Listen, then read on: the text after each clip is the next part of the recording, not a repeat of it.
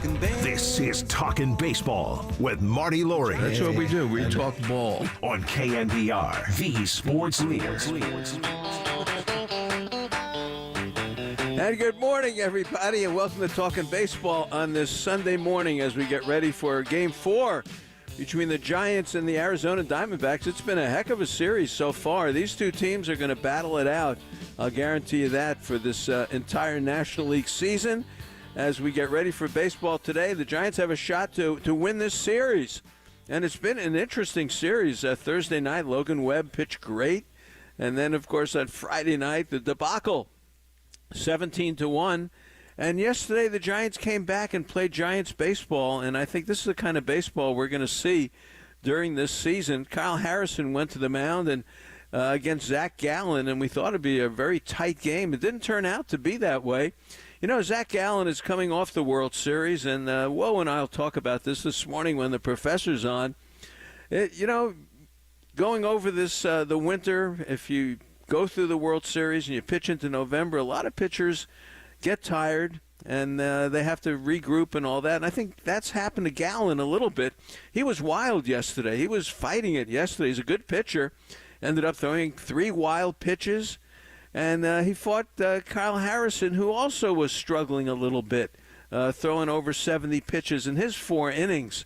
And it was one of those games where the pitchers didn't quite have what we thought.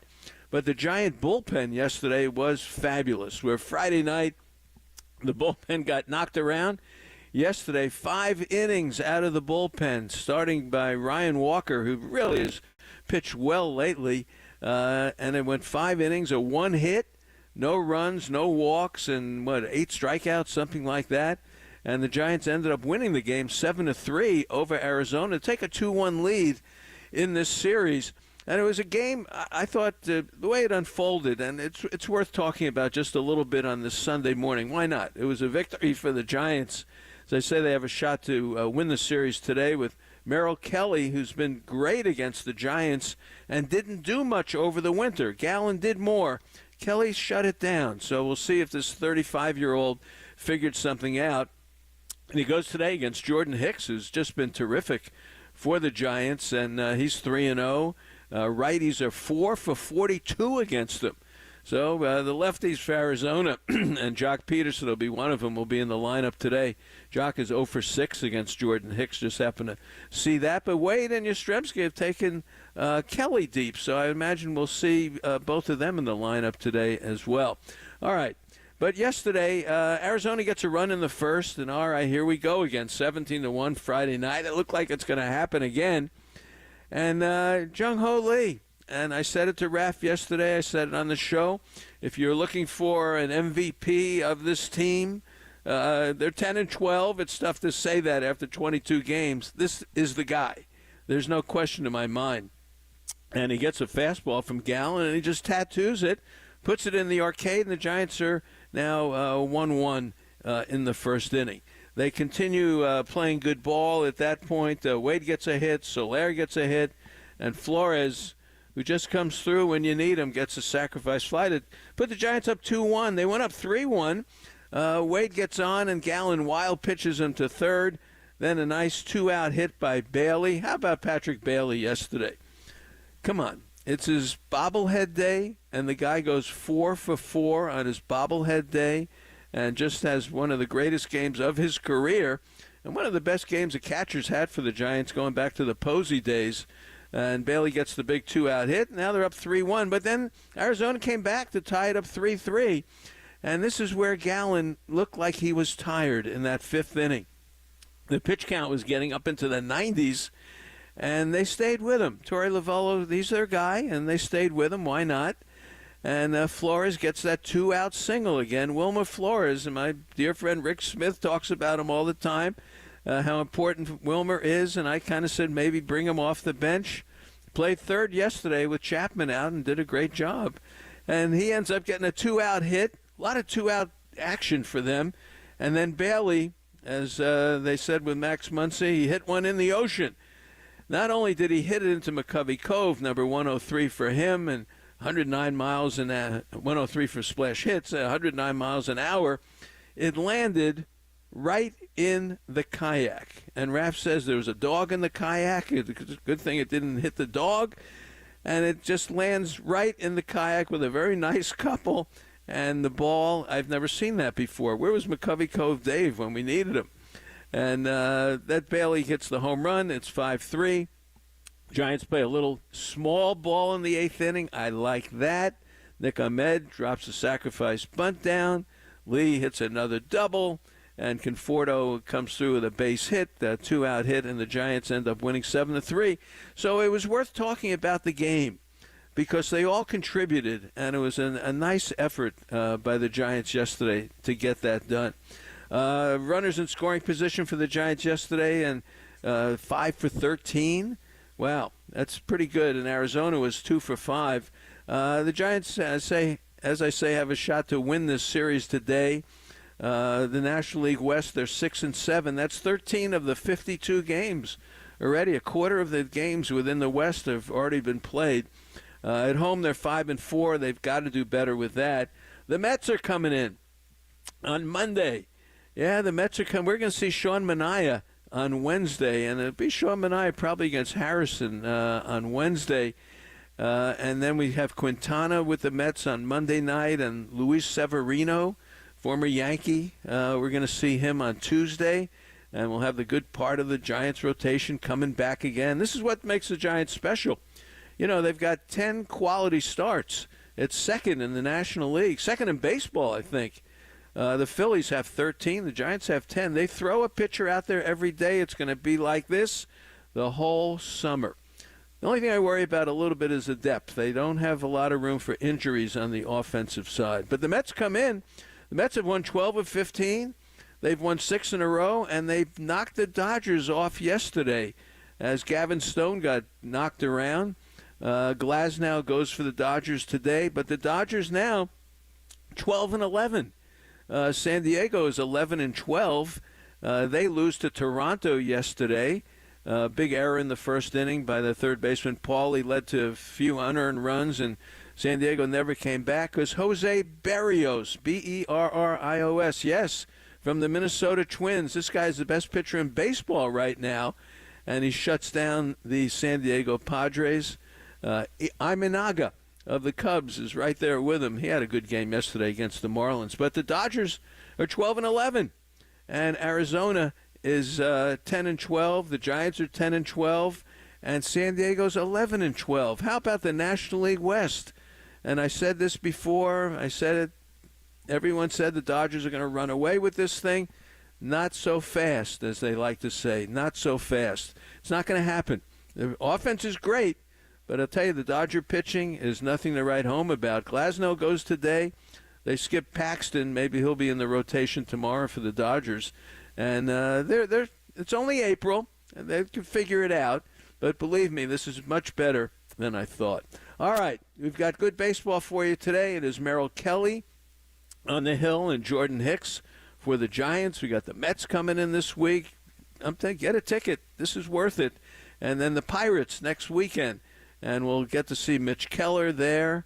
And who knows what else. There's Kid Jones, 59 pitches, 50 strikes. We'll probably see him next weekend as well. So it's a good time for baseball. And it's only early. It's early in the season. And it's a good time for baseball. And that's bodes well for what may be ahead for us. A couple of things. We have our Original Joe's contest going on at Baseball Marty on Twitter. All you have to do is guess the score of today's game, and you can win dinner for two at Original Joe's in Westlake, West Portal, or North Beach, and Raph breaks all the ties. But we've got, Raph, I think close to 200 entries already, and over 20,000 people have seen the tweet that we put out. So it's a great contest, and you'll have a fabulous time going to North Beach. We love to support the North Beach restaurants, Soto Mare, with Richie Azzolino. We love going there. It's so important.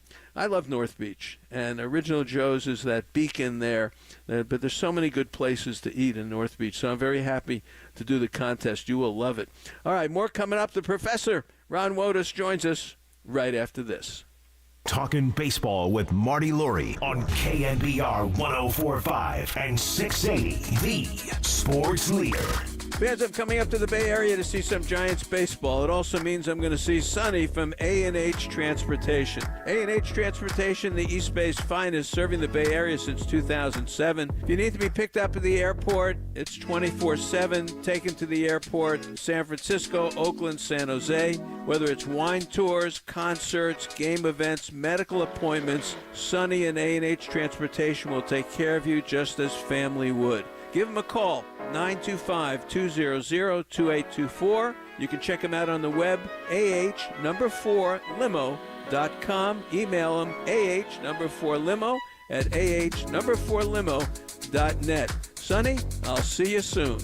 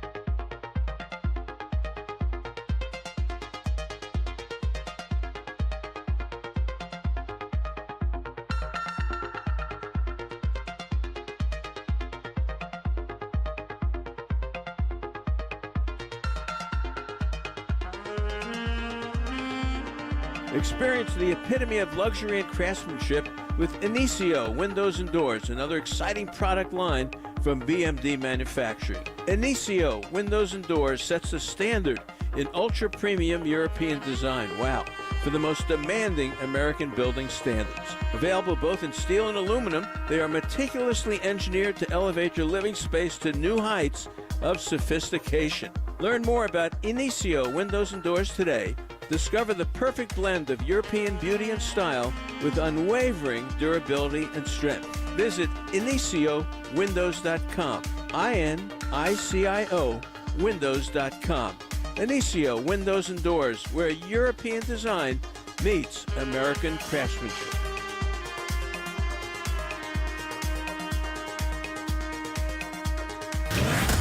Time now to go to Sunday school with the professor. Hey, Professor, take it easy, will you? Giants coach Ron Wotus with Marty Laurie. Oh, I didn't know you wanted to get involved with the discussion, Mr. Helper. On your home of Giants baseball. Good answer. like the way you think. KNBR 104.5 and 680, the sports leader. Brought to you by River Islands, one of the country's top-selling master plan communities just across the Altamont in Lathrop. Where else can you live on a lake next door to a park or walking distance to your kid's new school? With 10 new neighborhoods, River Islands is the one place you can't afford to miss. All right, great to have you back with us as we are live streaming here. If you go to KNBR.com or YouTube, KNBR Live Streaming, and click on, you can see me. And you can hear the professor. Whoa, how are you this morning? I'm great, Marty. It's real exciting that you're streaming now, so people get a look at you. That elevates the show a little bit. You know, it's funny because normally I talk to myself. You know, you're talking to the wall. But it's funny to look at myself on the stream and talk to me. Yes. So, yeah, it's definitely different. I like it. Hey, yesterday, what a game yesterday. First of all, what a series. Well, let's start there. We're talking about Webb pitching a gem, then getting pasted 17-1, and then playing a game yesterday where the Giants really played a good baseball game. You're right. Look, the moral of the story is a win's a win, right? And the loss is a loss. And sometimes you never want to lose 17-1 and use up all your pitching. But at the end of the day, we're up 2-1 in the series and have a chance to step on their neck today and take 3 out of 4. And that's what you want to do. And I think the club's trending in the right direction. Look at the travel they've had. No one talks about it, obviously. They've been to the East Coast twice already. The beginning of the year, they're finding their way. They're settling in. I've heard players over the years talk about, new city, new home, the family's getting settled, new routines. And, it takes a little time, as we've talked about. But if you look at the numbers, throughout the year, really in all facets, they haven't been where they want to. As good as the pitching has been, statistically, it's not there. Probably the defense has been the most steady, department for the club. But you've said it all year. Many are saying it, and I believe it. The starting pitching, the improved defense is going to carry this club. And, the offense has the ability to put up runs. And, once they get rolling, they're not going to have to put up 10 runs to win a game. So they're trending in the right direction, and I think this series so far is showing that. Yeah, I agree with you. And look, I said this on the show this weekend. If there was an MVP of the first 22 games, I think it's Jung-Ho Lee. You're out at the ballpark, and, he's got a fan club already out there. They're chanting. And, yesterday, look, Arizona puts up a run in the first inning, and they 17 on Friday night, and you go, oh, my goodness, here we go again. And the guy just whacks one into the arcade to get it going and had another big hit in the 8th inning to seal it. Yeah, momentum is important, and you give up a run in the first, and he comes back and ties the game and got the fans into it. That's what you want to do. You want to steal the momentum back. But you're talking about him, and he's been very, very good. He's just like as good as Chapman's been on defense, his overall game. He's been doing a little bit of everything for the Giants. And I was watching him yesterday, and, he's one of the few outfielders that, works on his jumps, like a pre-pitch movement like an infielder. A lot of outfielders just kind of stand there on the balls of their feet, but he gives a little hop like he's playing the infield to get a jump on the ball. And I can really appreciate that because you're going to get a good jump on the ball doing that and anticipating. The other thing is watching him run the bases. He cuts the corners. I mean, he glides through those bases, going first to third. He went first to third yesterday, right in front of the center fielder. And the guy didn't even make a throw. But those facets of the game are extremely important, and he's got a nice, well-rounded game, and that's what you want. You want players on the field that can play both sides of the ball, run the bases, and are heads-up players. Yeah, and he's a big deal in Korea. I mean, let's face it. I mean, Hassan Kim is a big deal in Korea, but this guy, the grandson of the Wind, is a big deal in Korea, and all of a sudden the Giants are a big deal in Korea. You're right, and his dad is a huge deal himself in Korea and in Japan, and I think this certainly helps the Giants with the Asian market and the excitement and getting fans of the ballpark. As you said, we saw it the other night. I think it was Friday night, the fan club he had behind home plate. That's funny. We haven't seen that in a long time. Maybe the milkman. Remember when the milkman, Milky Cabrera had the milkman dressed in white out there in left field. So, that all adds to the show, when you go to a major league game. And I think you're going to see a lot more of that going forward. I mean, the pedigree he has from his father and what he did in Korea. And it's an exciting player for the San Francisco Giants. Yeah, the fans are into it. I like it. I look forward to his at-bats and the way he moves the ball around and slaps the ball in the hole and move a runner from second to third, whatever it is. He plays the game the right way, and I've said that since spring training. Well, yesterday, Patrick Bailey, he had his bobblehead day. Come on, the guy, who is he, Yogi Berra? 4 for 4. And he just crushed the ball at Gallen. He was probably tired at that point, put it on a tee, but he knocked it into the cove, right into a kayak. But my point is this, to have that kind of day on his bobblehead day, he had to walk into the park feeling pretty good anyway yesterday. Yeah, I've never had a bobblehead and never will, so I don't know what it feels like, but I've always believed that you can't do anything in life to your potential unless you're confident in your ability. And he's been playing okay, and he's been swinging the bat just fine. But now you have your bobblehead day, and that's got to elevate you feeling good about yourself, right? And he certainly delivered on his bobblehead day. That's the best game I've seen him have. And the thing that I loved about it was, the home run put the Giants up again to get the momentum back. It put them up 5-3, and then he continued. He probably would have had a hit for the cycle if the ball didn't bounce out of the park. He certainly had a shot at it, and we know he wasn't going to stop with the lead. He was going to continue to go. So, no, just a great, great game for him. It's good to see because those moments certainly build your confidence when you perform like that. And, we need everybody in that lineup to contribute. And yesterday was him, and I think you'll see more of that because we do have the lineup to do that. Yaz's number's not there, but he's been hitting the ball just fine.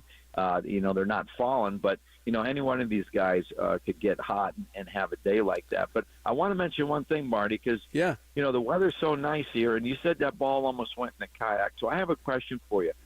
You're in the Bay Area. You have beautiful weather, right? This time of year. Are you going to sit in the house and do stuff in the house, or maybe are you going to go out and kayak on a lake, or are you going to go for a walk along a river? or are you going to walk to a restaurant? How many people can walk to a restaurant right in their community, a beautiful restaurant, and have lunch and enjoy the weather? Of course, I'm talking about River Island. Good one, Wo. Very good. Yeah. All right. You're hired. I like it. Very, very good. You can hit some fungos into the kayaks. How about that? And see if anyone can catch one. And we'll give them a gift certificate to the Boathouse Restaurant. All right, I like it. Right. Yeah, very good. Well, it's going to be a long poke, because the baseball field does sit along the river, but you're going to need a cannon, as we talked about before, to get it in there. Hey, a couple of baseball things happened this week that I was looking forward to talking to you about. Snell got hit pretty good, and I started to think, boy, that they're on him, and just the concept of tipping a pitch. It's such a part of baseball. You were a third base coach. If you saw someone doing something, what would you see, and how would you communicate it to a hitter? And tipping pitches. I'm very interested in that. How you see it and how you communicate it. Well, this has been going on for as long as the game's been around. People trying to steal signs, and it's really losing its luster in the game, because of all the video stuff. And they have the pitch comm now. Really stealing the signs from the catcher has always been prevalent, or watching the pitcher himself. That's where, it affects the game the most. And, of course, watching a third base coach. I never took my eyes off, the third base coaches to see if I can get their steal sign or their hit and run sign or their bunt sign. But, at third, look, if a catcher keeps his legs wide open and, you can see his signs. There's been catchers over the years that his legs are wide open. And then if you're a third base coach and it's a lefty, you can just, move or stay still, or, you're not going to signal, hey, here comes the fastball. But, maybe you walk towards them, or you just walk sideways, or you do something with your legs, or put your hands on your hip, whatever it is, and they can glance down and they can see you. So that's gone on forever. But the easiest way to get the sign is off the pitcher. And all the great hitters I've ever played with, guys that were really astute to the game, Bonds was one of them. But, most hitters, they used to sit in the dugout and you'd study the pitcher. Now, everybody's doing it on video before the game, and they have people in tipping departments that are looking for, is the pitcher coming set differently? When he throws his breaking ball, is he bringing his hands up as he comes set higher than his face? And then maybe on his fastball, he brings them up maybe a few inches lower than his face or something. All these nuances, wrist position, is the glove tilted, is the glove fanned, or is it tight? So there's so many things you really have to be buttoned up in today's game, because it's being done more through video work before the game. Years ago it was just done by the instinct of the player watching the pitcher, or if the catcher's got his legs wide open, or the guy at second has the catcher's signs, which caused this pitch comm to come into play, where the guys were relaying signs from second base. So there's a number of ways that it's done, and players and teams are always trying to get the edge, and you're not going to get rid of that stuff completely. Boy, amazing! Yeah, did you say they have a pitch tipping department now? Is that right? Come on. Well, a lot of teams have people looking at video, whether it's analysts or coaches or whatever, to see what you can pick up. I mean, wouldn't you want to know what's coming? Wouldn't you want to know what's coming when you're in? Hey, look, makes it a lot easier. I ran into, what was his name, Ed Hearn. He was a catcher. I don't know if you remember him for the Mets. And he told me that Billy Beane, the best season Billy Beane ever had with the Mets team in Jackson, Mississippi, Ed Hearn batted behind Billy Beane. And Ed Hearn could read the signs of the pitcher like you just described, and he would relay it to Billy Beane, and Billy Beane hit like 380, and that was the best season he ever had. So yeah, I'm sure it happens. Which brings me to it. Go ahead. I was just going to finish with but it's not as easy as it sounds, though. To be honest, relaying signs. All you have to do is cross the hitter up one time, and he's not going to trust you for a long, long time. And so you may get these tips, but really to apply them, not all players are able to apply them, and a lot of hitters don't want them. They don't want to be thinking up there, or they don't trust their teammate and what's happening. So it sounds like, shoot, everybody knows what's coming. It doesn't happen as much as you think because of those other variables that are in there. So there's a whole nother part to it to be able to execute it. Well, great part of baseball. Great part of baseball. As you were talking, it made me think of something that I saw in one of the lists today in baseball history. You'll love this. We tend to think of the game of baseball that happened in 1906, the same game that we see today. If it's Christy Mathewson or Bill Terry, or numbers are up there at the ballpark, and it's baseball. Well, in 1906, on this date, they changed the rule of changing the baseball. In other words, the home plate umpire could now change the baseball if it was scuffed or something like that. Prior to that, it was up to the home team manager to decide when a new ball would be put in play. That's the way baseball was played in 1906. How about that?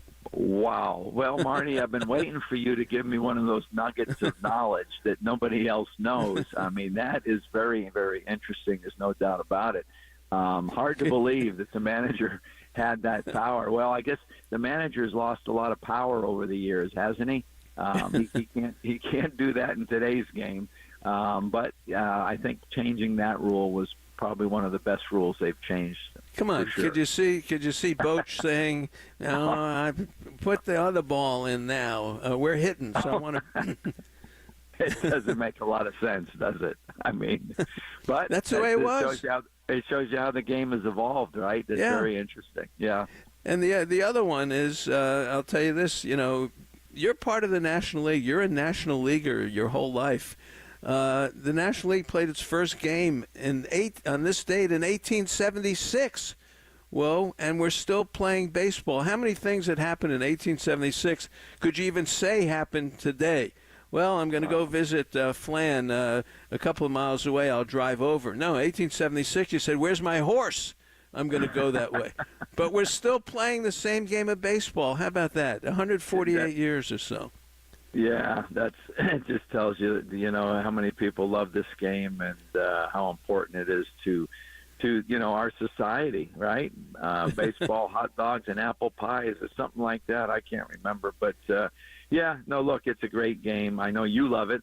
I love it, and a lot of listeners love this game. Yeah, and so it's been around a while, and we're still enjoying something. There's nothing else in the world you could say you enjoy that someone else enjoyed in 1876. There's nothing. But baseball somehow has lived on. Wow. A couple of funny things this week. One, and I mentioned it yesterday on the air to Bruce Jenkins, is Yosei Kikuchi, the pitcher for Toronto. Every time he wins a game, he brings out a $3,000 bottle of Japanese whiskey, the single malt whiskey, and they have it after the game. I said, that's it. Now, you guys, Boch loved his wine. You guys enjoyed that after a win. But I like this to see the player do that. Have you ever seen something like that before?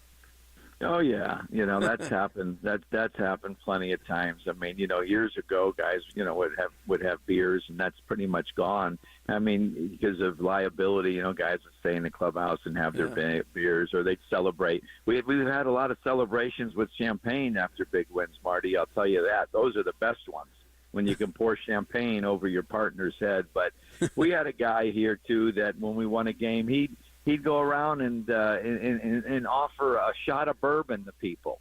So I won't mention his name, but he's on the other team right now, so people can figure that one out. But he was a good teammate. He wanted to get the guys going, and of course, not everybody would partake, but. Those are some things that players, they're always coming up with new stuff, right? There's always new stuff, little celebrations, or when they get their hits, what they do to the dugout. So those things are going to be around, I think, for another couple hundred years, as long as the game continues. I wonder if Jock brought the bourbon with him. Oh, I shouldn't say that. Okay. Yeah. There you go. Hey, we lost Whitey Herzog this week, Will. And you played ball in the National League in the 80s. What was it like going against a Whitey Herzog kind of team? Well, it was tough as an infielder, and I think every defensive player really feels the pressure, and that's what speed does. You can't read about it, that's all of its effects in a stat page, but the pressure it puts on you, you get a ground ball. I mean, you got to get rid of the darn thing. You range to your right or left. I mean, it's a more difficult play. You got to worry about the bunt. You got to worry about these guys stealing bases when you're holding the runner. You're holding a guy at second, so you can't get back to field your position because you're giving up ground because you're holding Willie McGee and Vince Coleman and all of them, Tommy Hurt. I mean, these guys could really run, and Whitey played that style of baseball. But I was a young player, and I had a few games against them, and they did, especially as a young player coming up with the minor league. The game is faster at the major league level. The balls are hit harder consistently. The speed of a lot of the runners are faster. So when you play a team like Whitey's that puts the pressure on you, bunts, steals, and you have that type of athlete, it really puts pressure on you. And as I said, that stuff doesn't show up in the stat sheet, but it really does make a difference in the game. And that's on the defensive side. How about the offensive side? The ground that they cover in the outfield, the things that they can do. That speed, and speed never goes in a slump. Arizona had a really nice year, obviously, last year. They got a really good team. You could see what the speed on the field does, when fans are watching the game, especially in the outfield, when these outfielders run down the ball. So it's a nice asset to have if you can get it. Well, and Whitey Herzog did it. He really did it. He had Tommy Herr, I always remember, 6 homers, 116 RBIs. Something like that. Really. Yeah. And that's the way they played the game. And a great Willie McGee from the Bay Area and is working with the Giants for years. I think he's now with the Cardinals. But, those were Whitey Herzog put that together in the Kansas City Royals teams of the late 70s. They couldn't beat the Yankees, in the playoffs. Chris Chambliss hit the home run and all that, but Whitey was a big part of it. So, yeah, I'm glad you had a chance to talk about him and experience Whitey Herzog baseball at that time. I brought this up in the beginning of the show about Gallen yesterday. He tired in the fifth inning, 90-some-odd pitches, and Bailey just knocked one, as you said, into the kayak. I wonder about, you've been through this with players coming off a World Series, especially pitchers. And we get Kelly today. And Kelly said he shut it down over the winter. Gallen didn't. There's got to be a hangover, right, from pitching into November or playing into November? Well, there can be. If you think about, how careful everybody is today with the pitch counts. 100 pitchers for starters. Years ago, 130. It was 120, 130, and guys have gone longer than that. Throwing more pitches than that. So you think about, playing an extra month of baseball. I mean, I know myself personally, you're wiped out when this thing is over. I mean, it's just not an extra month, but it's high pressure. These are must-win games. There's a lot of pressure, and there's a lot more travel. But, yeah, I think it can be very taxing on the arm. And the biggest thing is your recovery time is shorter. You come home from the World Series, and it's already November. And so you don't have that extra month to rest. So I think everybody's different. I think it was smart of Kelly to probably shut it down and start throwing a little bit later. I know we had discussed, several times about bringing players in later. And obviously, Rags and people would want to keep their workload down early if they could, because it's an extra month of baseball. And you see today, I mean, we have pitchers on this staff who, we're going to have to think about how many innings they can pitch this year. Harrison, Hicks as a starter hasn't been doing it. So those are real things. And I thought I was real prudent of Bob last night, speaking along the same lines of this is, Harrison only went to 4 innings. He got him out of there. He said we've been pushing him. He had guys ready. And, he didn't have a high inning total last year. And the way he's throwing the ball, it looks like, if he stays healthy, he's going to accumulate a lot of innings as this year goes on, and there's really no reason to push him because you're probably going to need him throughout the year. So I thought that was a smart decision. As hard as it is to take a guy out, maybe an inning early, I thought it was well timed by Bo Mel. Boy, good point. I listened to Brenly yesterday on the Arizona broadcast, and he compared Harrison to Sid Fernandez of the Mets. Big Sid Fernandez. Any validity in that? Well, I played against Sid, saw him a lot, and Harrison has a much nicer body than Sid did. He was a wide body. He was a wide, but looked a little bit like a pineapple. I don't know if I can say that, but I just did. But no, he was tough. I mean, I think he's comparing the fastball angle. Harry, his big weapon is that high fastball. It's kind of an upshoot. That the ball comes up, and it's similar to his, but it's not quite like his fastball. He had a lower arm angle. He was a little bit lower and had a little more velo. And when Harry's velo is up there, it'll be similar, but I think he threw 95, 96, and it really had a little bit more of an upshoot feel, and it was a tough pitch to hit. No one was throwing like that. And Harry has a little bit of that, right? That high fastball, it rides. Yep. It looks like it's going uphill. So that's where the comparison comes in, not looking at the two individuals, that's for sure. Really. All right, well, have a great afternoon. Enjoy it. We'll talk to you next week. Pirates are in town next weekend, so we'll talk to you Sunday. Look forward to it, Marty. Have a great day. All right, you too. All right, that is the professor, Ron Wotus. Great to have him on. Rick Robin, of course, we know Rick, and he's one of our people, and his birthday is today. So, Rick, we wish you a happy birthday. And I also want to wish a happy 40th anniversary to Michael Enlick, Pave Fine Jewelry. Of course, sponsor of ours since I started the show in 1996. Michael's been with me. So 5496 College Avenue by appointment only, but 40 years for Michael Enlick. Beautiful jewelry, absolutely heirlooms for the family. So I'm going to make sure I mention that. All right, Glenn Kuiper next, right here on the Sports Leader.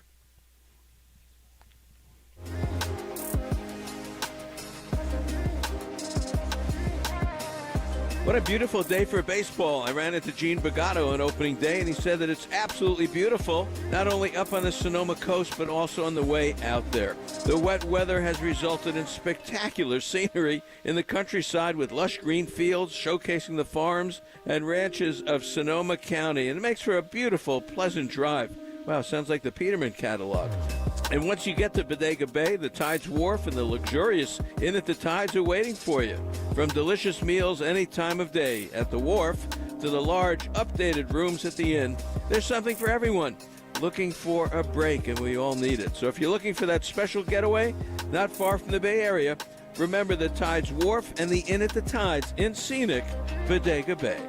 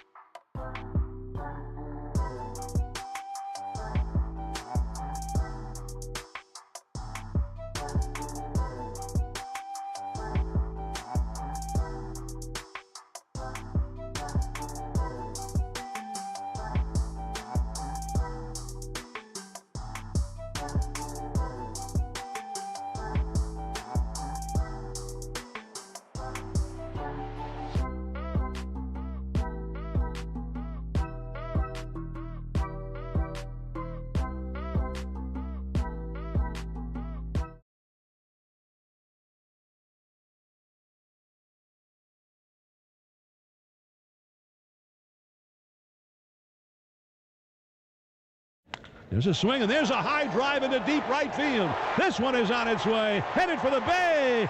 Adios, pelota! That one is wet. Patrick Bailey with a Bonzian blast.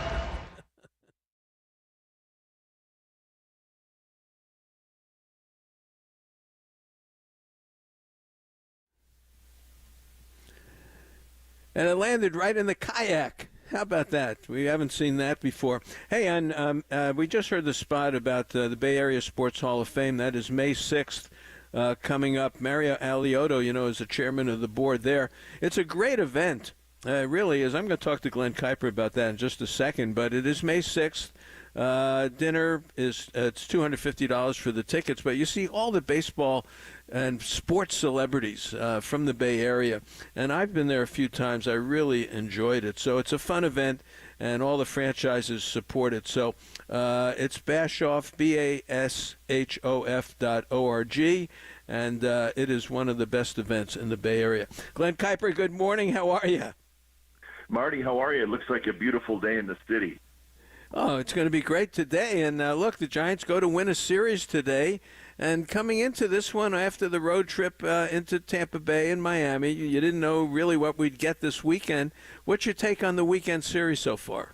Well, it's been an intriguing series because you really, and I know Bob Melvin said it. On Thursday night they play a terrific game, maybe the best game of the year just all around. And then Friday, just a debacle, which that does happen occasionally, unfortunately. And then they followed it up by playing a very good game yesterday. So I think you do. Listen, when you lose a game 17-1, you really have to check that off and move on. But they have played well in the other two games, and I think it's still you're 22 games in, right? I always feel like Marty, about 40 games in, then you start to get a little idea of the team.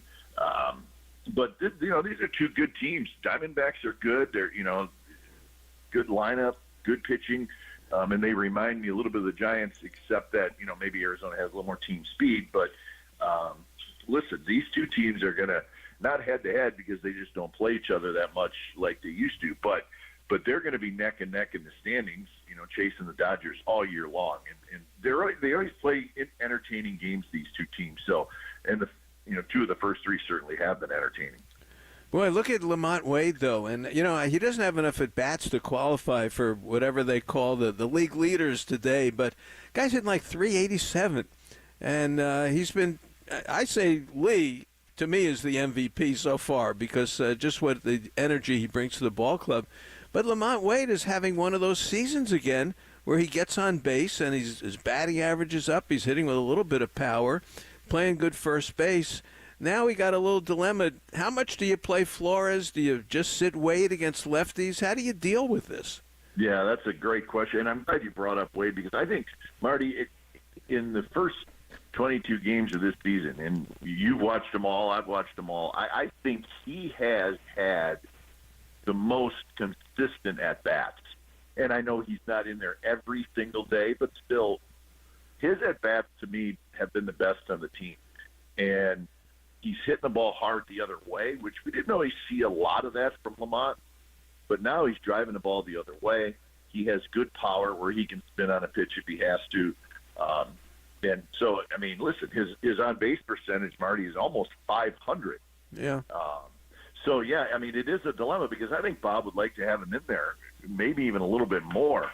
And we have seen him in the outfield a little bit. And I think that will continue, if there's a lefty, maybe try to get him in there in the outfield. It's a good thing to have. It's a good problem to have because he is so hot and he has looked good really right from day one. Just good swings, it seems like, good at-bats every time. So, I think Bob would love to get him in there more, and he's looked pretty good against left-handed pitching. So good problem to have, Marty. But with him and Lee at the top, at least against right-handed pitching, that's been a lot of fun. It's been a lot of fun, and those two guys have gotten on base a lot. And not only that, they're not just slap guys, that they can drive the ball, but they're also getting on base. So it's a lot of fun having those two guys at the top. How do you like the pitching matchup today with Merrill Kelly? He's older, but somehow he just kills the Giants coming off the World Series. And like Allen looked a little tired to me yesterday. He fought it yesterday. 3 wild pitches for him.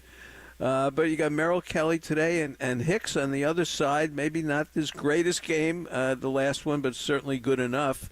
And he's 4 for 42 against Hicks, Glenn. How about that? So give me something on this matchup today. What do you think? Well, Kelly's a great story, right? He bounced around for a while, and then all of a sudden kind of came out of nowhere and, becomes a postseason hero. And, yeah, you're right. You see him against the Giants, and he always seems to pitch well against them. So he's tough. Just like the guy yesterday is very good, Gallen. But now, even after, 3 starts, I'm starting to look forward to Jordan Hicks starts, right? Get a good seat and enjoy because his stuff is so good. And it's almost kind of must-see watch when he's pitching because he could just be so dominant. So that's been a lot of fun. Obviously, one of the highlights of the very early going is Hicks. So you have that, and then you have a guy who really has been tough on the Giants. So pretty darn good pitching matchup to end the series, and I think it would be a big deal for the Giants to take 3 out of 4, especially against these teams in their division that they don't see as much as they used to, and clearly a Diamondbacks team that the Giants are going to be fighting for the division, but also maybe even more important for the wild card. How do you like the division, though? Look at the Dodgers. They've lost 7 of 9. The great Dodgers have lost 7 of 9. They've got Glasnow going today. The Mets have won 6 straight, 12 of 15. The Mets are coming in. We got Quintana. You've seen him before. Hey, you can tell us about Severino. You've seen him before. We get him Tuesday night. And Sean Manaea comes back, one of your old buddies, on Wednesday for the Mets. How about that series? Yeah, the Mets are playing great. They've won 6 in a row. Braves, Phillies, and Mets all playing well as they've kind of all got off to good starts here in the very early going. So the Mets series will be good. How did the Dodgers lose 7 out of 9? That seems to be impossible for that team with the players they have to lose 7 out of 9. But I guess it just shows it can happen, really to anybody. But you know what? Hey, stay close. You never know. I mean, maybe you get some injuries involved with the Dodgers, but I think we all know how good they are. But I am looking forward to seeing the Mets because, they got off to a very slow start. When that happens in New York, Marty, crazy things start to get thrown out there. But they have turned it around, and like I said, sitting on a 6-game winning streak coming into today. So, the Mets they always seem to be in the headlines. But right now they are playing pretty good baseball. Yeah, they lost their catcher, Alvarez, thumb ligaments. He's out. He's got to have surgery. That's a big one. But, I'm looking forward to that as well and to today. In New York yesterday, the Yankees honored John Sterling. He announced his retirement, the longtime play-by-play voice on radio with Susan Waldman. You've met John over the years. What's your thought about John Sterling? Well, I personally want to just congratulate John on what a career. I mean, you're talking 85 years old and still in the booth, and, how about that? 36 years in New York, which is not easy, right? I mean, you can take a beating in New York, whether you're a player or an announcer or anything. But John was always extremely gracious, a nice man.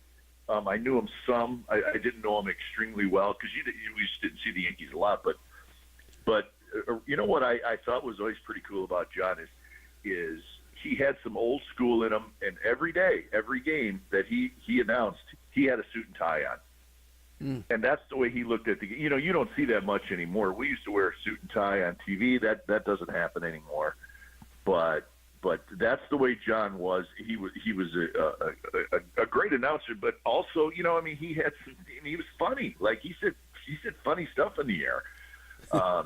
But he was great. He would always come in and say hi and ask about the team, which most announcers do. But you just enjoyed talking to him, and just congratulations on a career like that. And I hope he's okay. I know in reading he said the first road trip he was just tired, and he knew that it was going to be hard for him to keep going, and that was one of the reasons he retired. And so I hope everything's fine with his health. But he made the decision to stop working, and so I guess you could say he kind of went out on his own terms, which is good. Yeah. Good Not everybody gets to do that, Marty. No, I know that. Good partnership with Susan Waldman. Good part. The other one was Whitey Herzog, and I thought of you because you were part of the Cardinals minor league system. Did you have the speed for Whitey Herzog? No, I did not. That's why I was only there for 1 year, Marty. That was it? I did not have the speed, but what's great with Whitey Herzog is he did the same thing in two different spots, right? He put together his type of team in two different places, right? St. Louis and Kansas City, and think about those teams; they were exactly the same. Run, speed, turf. Go first to third, steal bases, drive the other team crazy, and you think about how much success he had doing that in two different places, and also a character, right? Which is what I know you love about baseball. There's so many characters, right, and personalities, and he fit into that. But do you think about why? Do you think about his teams? Willie McGee and these guys just flying around the bases, and the other team just being completely overmatched with just a simple thing like speed. So you weren't one of them. Okay, I got that. Now, here's Marty, the rate. All right. I was not one of them. Here, in your prime, you, Dwayne, or Jeff, who's the fastest? I'm going to say Jeff was definitely not the fastest. I'm going to say that I was a little faster than Dwayne. I'm going to throw that out there. All right, Marty, whatever you consider being in your prime is. So. Okay. All right. Hey, great to talk to you. We'll talk to you next Sunday. I appreciate it. Thanks, Marty. Have a great day. All right. All right. Be well. All right. That is Glenn Kuiper. More coming up. Bruce Jenkins next, right here on the Sports Leader.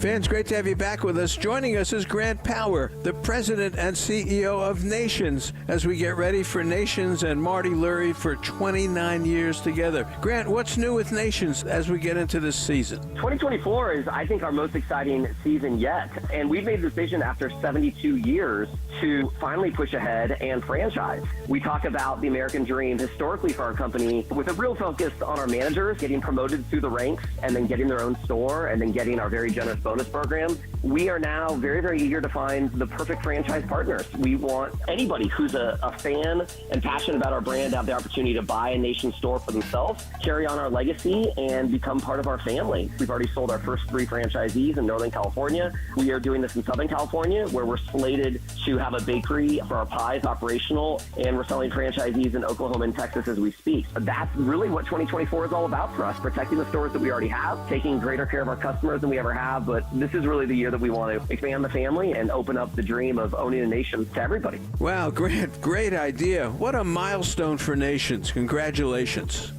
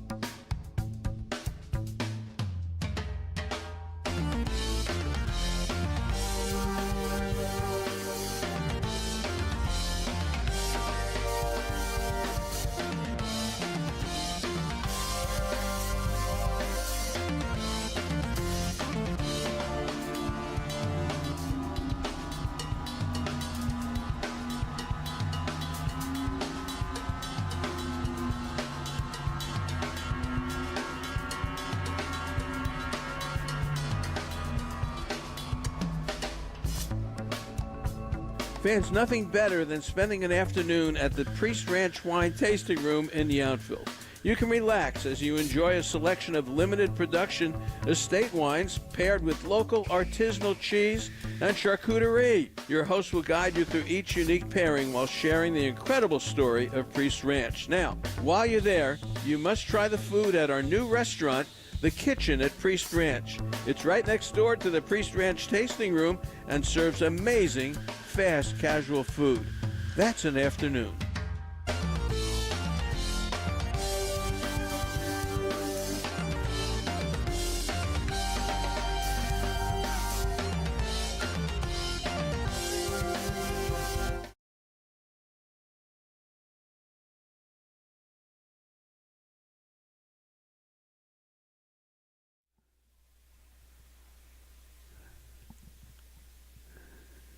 All right, great to have you back with us as we enjoy Sunday baseball. Bruce Jenkins, good morning. How are you?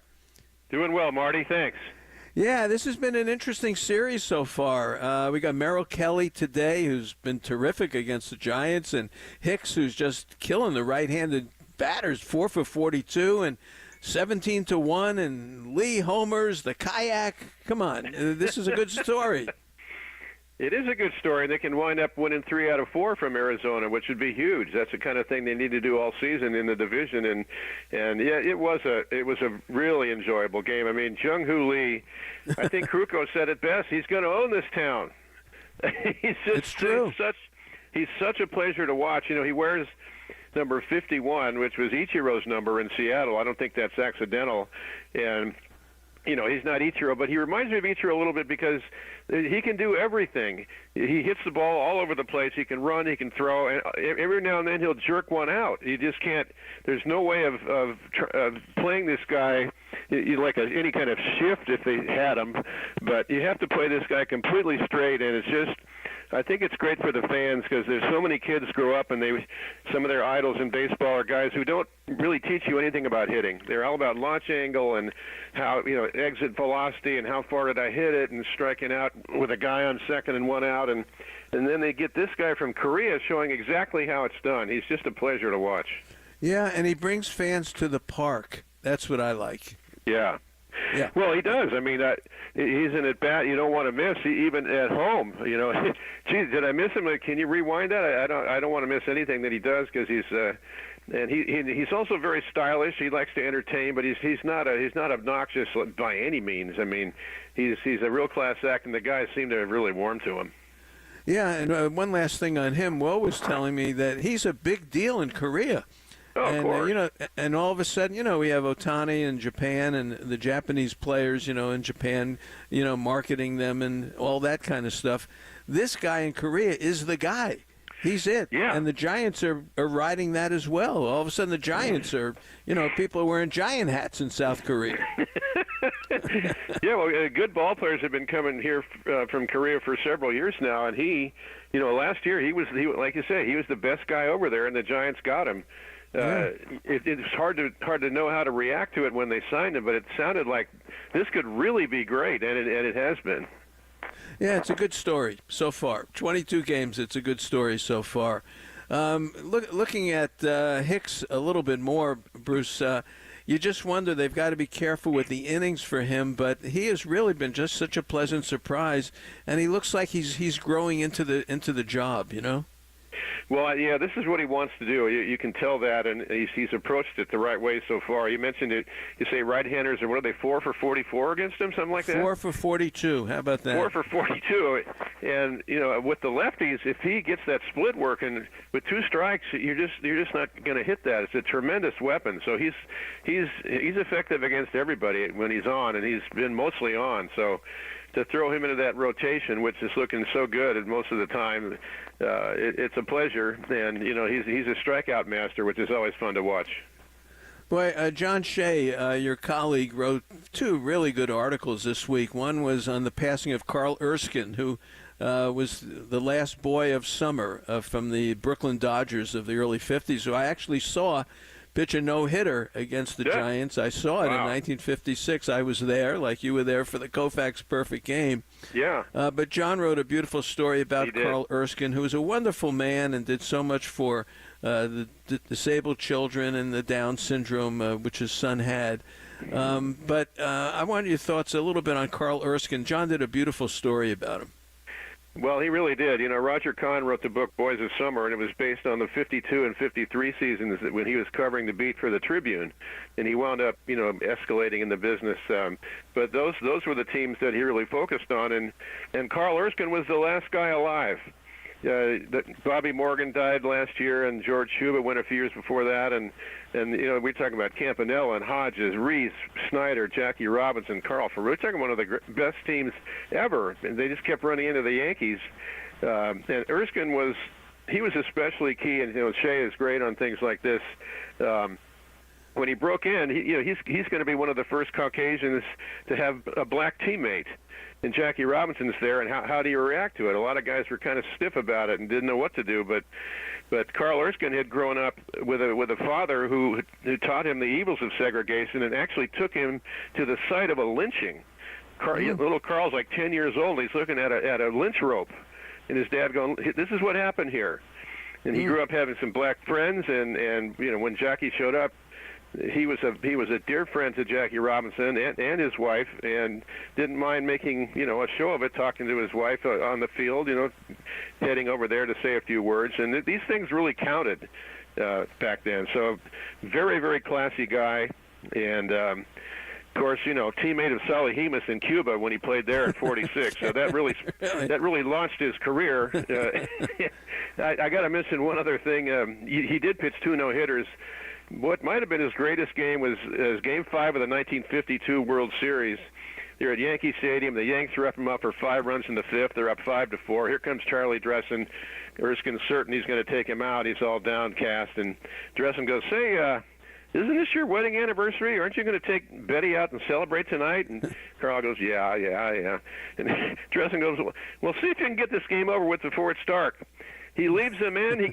He retires the next 19 hitters to win the game. We're talking about Mantle, Johnny Mize, Yogi, Hank Bauer, mowed everybody down, and they win the game. That's pretty classic. It's amazing. Yeah, the Carl Erskine stories are great. I got to talk with him on the phone, and I was part of a video tribute to Carl Erskine that was put together. Great. And Raf went in the archives, and it's only a minute or so to listen to it, but let's hear the little piece that Raf found on Carl Erskine. Joining us is one of the legendary Brooklyn Dodgers, a tremendous pitcher in the late 40s and 50s, and that is Carl Erskine. Carl, nice to have you on the show today. Tell us a little bit about growing up in Indiana and your connection to the major leagues. Well, 2 ways I could explain it real easy. Number one, the biggest name was Babe Ruth. So when I threw the tennis ball against the strike zone, drawn with a piece of chalk on the old barn back of our house, and I'd throw the tennis ball back there. I don't know how many times I struck out Babe Ruth. It's just amazing. But baseball was the sport in my childhood. Pro basketball hadn't arrived yet, and we didn't know what hockey was in Indiana, but baseball was truly the American pastime. So the magic names that I'd hear, of course, no TV when I was a kid growing up, so radio was so big, and the voice was so memorable. And but Babe Ruth and Lou Gehrig were the 2 big names.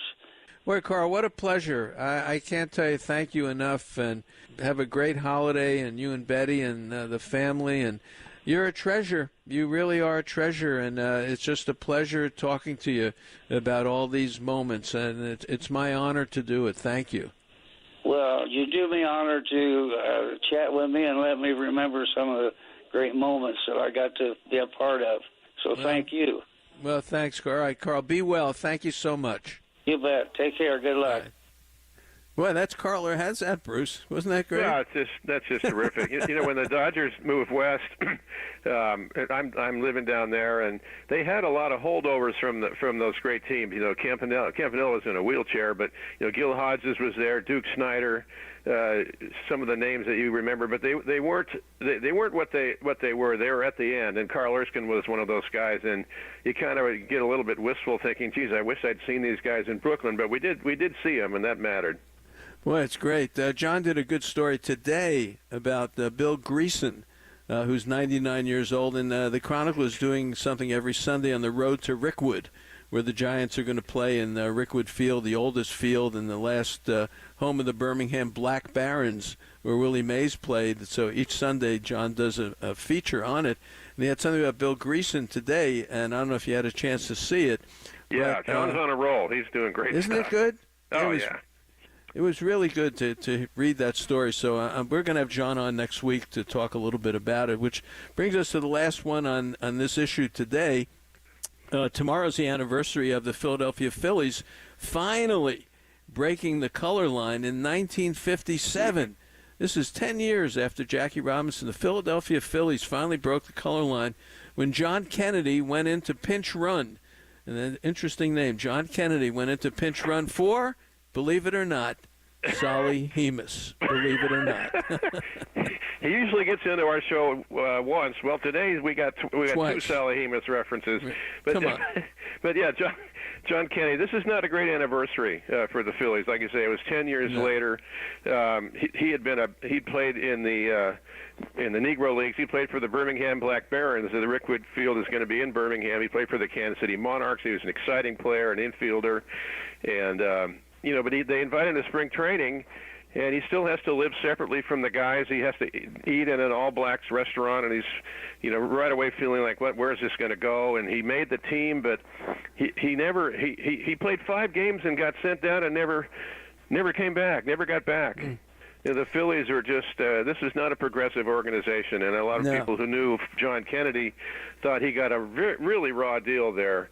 They thought maybe he's a little older than he said he was. Hey, whatever, he can still play, right? But pinch running for Salahimas turns out to be about all he did in the bigs. Come on. And look how they treated Richie Allen, you know, the Phillies for years. Exactly. Yeah, it's really rough, yeah. Yeah, so that's a good point for us. The other one, in the Bay Area, we have a very special event this week. Art Shalek, and no one knows the name or remember. We haven't used it on the show, but he pitched for the old New York Yankees in the early 50s. He's a Bay Area guy.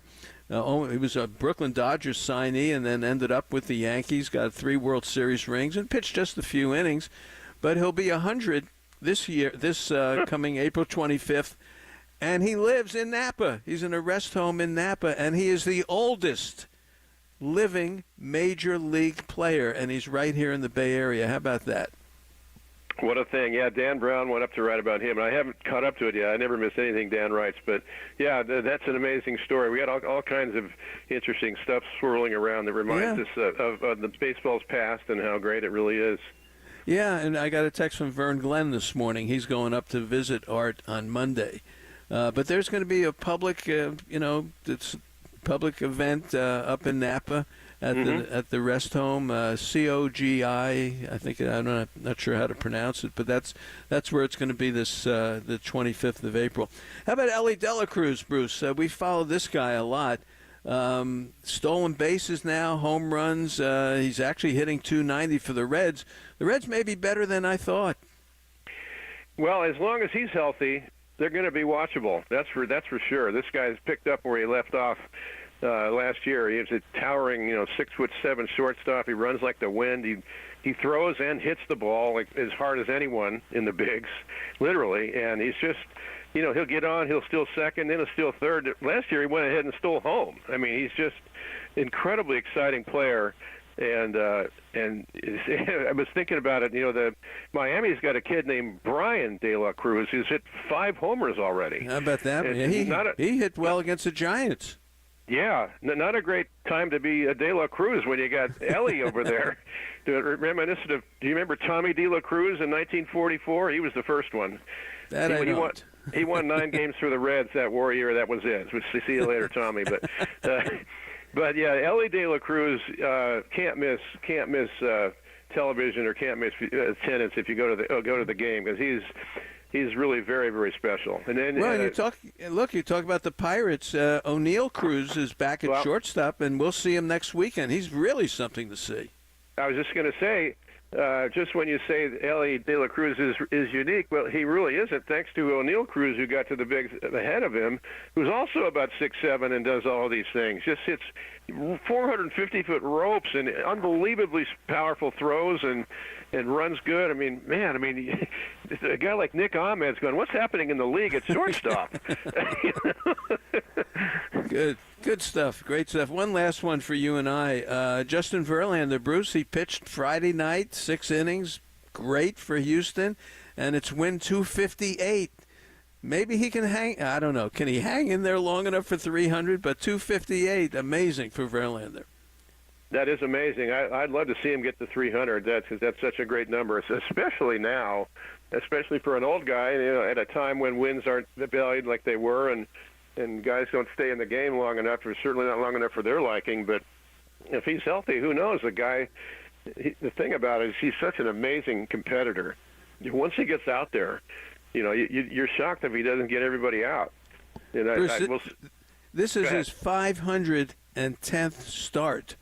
Jordan Hicks is making his 13th start today. Merrill Kelly's making his 132nd. This is Verlander 510. I was just thinking back to he used to, when he was with the Tigers, he had a habit of beating the A's in big games, and that was so long ago. And here he is still out there. And I mean, they really need him too. I mean, they had 5 guys on the IL at one time, 5 pitchers, 5 starters. So we'll see.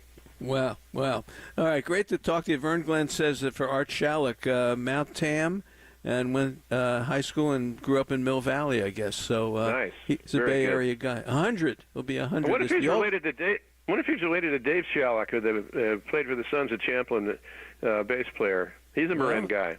All right, Vern Glenn. Vern is listening, and he will do his thing. Vern, Mr. Excitement. We'll figure it out. Hey, great to talk to you. Thanks, You Bruce. bet. Thank you. All right, more coming up. KNBR 680, 104.5, the Sports Leader.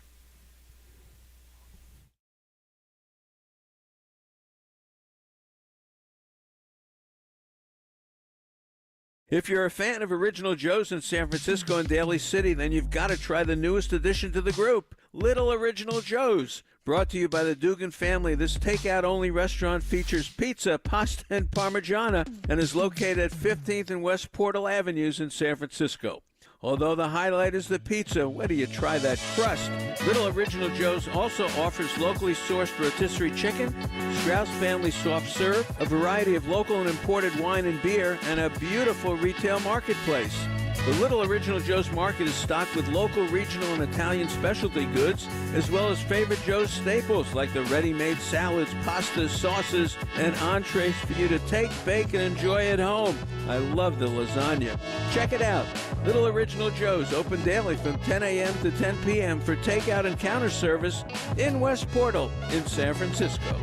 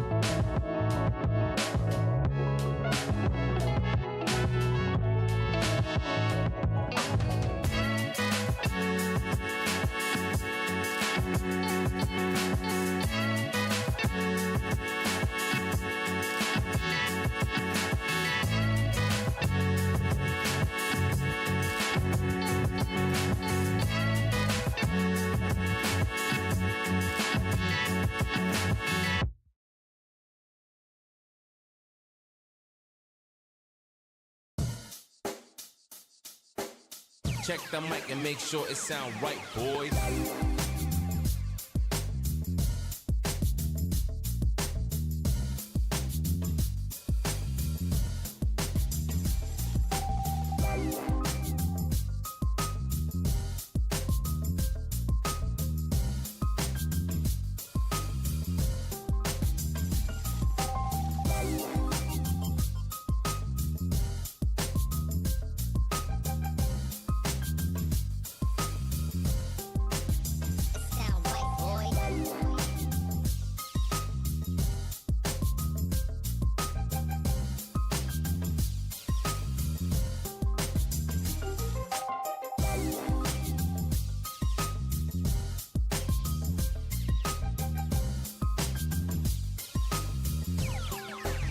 It sound right, boys.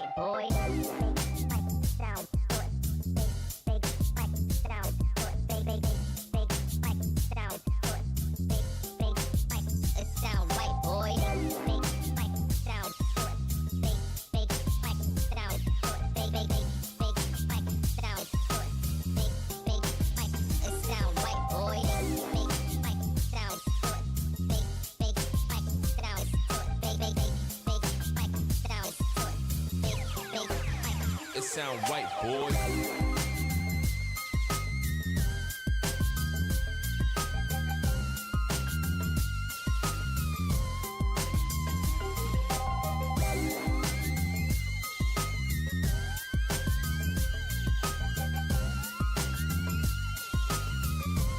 Fans, it's great to have you back with us as we get ready for Giants baseball. What a pleasure to bring Bill Nowlin in. Bill has been on the show before. He's one of the most respected editors, writers at SABR, Society for American Baseball Research. And he's got a new book out that he has edited, and we're going to talk about that. Let me tell you a little bit what they say about Bill Nowlin. He's never pitched in a Major League Baseball game, but he did go 1 for 3 in a charity game held at Fenway Park back around the year 2002. It was a single over shortstop into left field. All right, didn't hit the wall. He's written or edited a lot of books, many available free to SABR members. He lives in both Cambridge, Massachusetts, and his favorite at Fenway Park. Bill, a pleasure to have you on the show again. How are you? Glad to be back again, Marty. Thank you. I had to retire with that lifetime 333 batting average. Well, you're almost a one-hit wonder, yeah. Which is the other book that you put out. Let's talk about some of the editing you've done at SABR and some of the books you've worked on. Then we'll get into this book here, which really is terrific. It's one of those books that fans know I like them. Story after story after story. You could pick up any page and read just a moving story about really what baseball is all about. It's called One Win Wonders. Pitchers who only won one game in the major leagues. But let's talk about your career of editing and how you got into that. Well, it's all volunteer work for SABR, and I just really enjoy working with all the other enthusiasts in SABR. This book was put together by about just under 60 different members, 60. There's 78 biographies of ball players that won just one game and only one game in the major leagues. And I just really enjoy connecting with people that have a passion for the game, that want to research, learn, write, and I work with some talented co-editors in terms of fact-checking and copy editing, things that I'm not as good at. And it's just I was in the record business I was actually a political science professor, then got into the record business. But in the last 20 years or so, I've been spending most of my time helping put together these books about baseball. Great book. It's really a lot of fun. Let's talk about One Win Wonders. And there's some really good stories in there. I know there's a few that you found particularly interesting. Let's go through a couple of them. One is Charlie Vaughn. Just go ahead. Just as a preface to it, a young man right out of high school, basically, a draft story, and has that one win in the major leagues for the Atlanta Braves. This is a good one. Yeah, this was back in 1966 that he got his win. And the author of that piece, Eric Simonson, actually was one of the original members of SABR 50 years ago. He got to know Charlie pretty well and so was able to interview him 50 years after, more than 50 years after the fact, talking about that game. He was 17 years old, I believe, at the time. Very, very, and I think he was just a little bit older, but one of the youngest players of all. He was called up in September 1966, just before he turned 19, and he started against the Astros in the first game of a doubleheader. The Braves won the game 12-2, so in one sense, the 12 part gave him a good help, but he only gave up 2 runs, just pitched 7 innings, 8 hits, and the game was scoreless for 6 innings. He did a very good job. And then, he worked out, had some injuries, spent a lot of time in the minor leagues trying to make his way back again. Got called up one more time in 1969, 3 years later, for just 1 inning. Gave up a couple runs, and that was it. And he maybe could have kept on going, but apparently he got married and had a business that was starting to do well and probably made the decision to go that route. Here's Charlie Vaughn from Brownsville, Texas, that area down there. And he gets his one win in the major leagues, and Joe Torre is his catcher, comes out and says, Charlie, take deep breaths, take it easy, don't aim the ball, just throw it, the veteran telling the kid. It's right out of Hollywood. It really is. And then in the off season, he lifts weights, and he ends up with a groin injury. It turns into a double hernia. And then he has a surgery, and then he comes back, and as many pitchers do, they throw the ball differently. And now he's got elbow chips, and They do surgery and take out 12 elbow chips from him. Yeah. And then he's trying to make a comeback. But what I like about this story is the perseverance of staying with it. And like you say, Bill Nowlin with us, Nowlin. By the way, the book is put out by Sabre, and of course we support our local bookstore in Montclair. David has access to all these books if you're interested. But what gets me about this is the perseverance of coming back year after year, and the old Paul Richards, the old manager, telling him this or that, and he's still just a kid. Yeah, and amazing having Joe Torre as your catcher, though. So that's pretty cool. Yeah, I like it. So Charlie Vaughan has his one win, and he beats the Houston Astros, and that was 1967. That was not a very good Astros team in those days. They were struggling in those days, I remember. But he got his one win for a left-hander, and a kid like David Clyde later on. I remember that name coming out of high school, and Charlie Finley. It was the owner in Texas put him into a game to get a big crowd. So we do have the young players like that. Another one is one I like too, is Jay Tessmer. And he got one win as a New York Yankee, but Jay Tessmer has a Miami background, of course, where I spent a lot of my growing up time. Yeah, he was on one of those championship Yankees teams at the end of the 1990s. He debuted in 1998 against the Angels. The game he pitched was the first game he'd ever seen Yankee Stadium. Even as a prospect, he had not been called up, I guess. He had always pitched in relief. David Cohn started that game and left in the top of the sixth inning. And the Angels had just taken a 4-3 lead. There was another reliever, and then Ramiro Mendoza came in, pitched 2 2/3 innings, and after 9 innings, the score was tied 5-5. Tessmer was the fifth pitcher of the game. He worked the top of the 11th inning, pitched well. He got 1, 2, 3, 2 strikeouts, and then the bottom of the 11th, Derek Jeter walked, went to second on the ground out, and scored on a double hit by Bernie Williams. So he was just in the right place at the right time, but he did his job. He appeared in 6 more games that year, but without any decisions. Yet he ended up the year with a 3.12 earned run average, which is pretty impressive. And then back to the minor leagues for him, and he got a call up again with the Yankees, but never won another game. The thing about the Jay Tessmer story that I really like, and this is a good part of the book, it goes in some detail of how someone got into baseball and their struggles through the minor leagues to get up to the major leagues, and that part I like. And for Jay Tessmer, he was a walk-on at the University of Miami. And the coach, who we know, Brad Kelly, at that point, we see Brad, he's a scout here for the White Sox, had him at the University of Miami, but didn't use him. And Brad then left the job, and Jim Morris, took over and gave Jay Tessmer a chance, and he turned into, believe it or not, an All-American, and took the University of Miami to the College World Series. But the thing about Tessmer that's interesting for me as well, he didn't throw very hard. And he kind of had that submarine sidearm Kent Tekulve, if you remember him, the old pitcher for the Pirates. And his fastball was like most changeups, but he made it to the major leagues. How about that? Well, that's one of the things about that I think all Sabre authors enjoy writing about is the life stories of these people.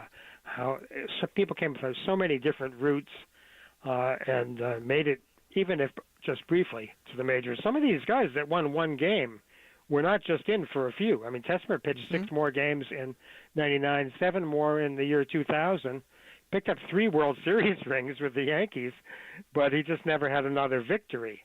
He did his part. One of my favorite stories is some of these players weren't even pitchers, like Jimmy Fox. He had 534 home runs as a Hall of Fame ball player, but he won one game. It was during World War II, pitching some few games for the Phillies, and one of them ended up in a win.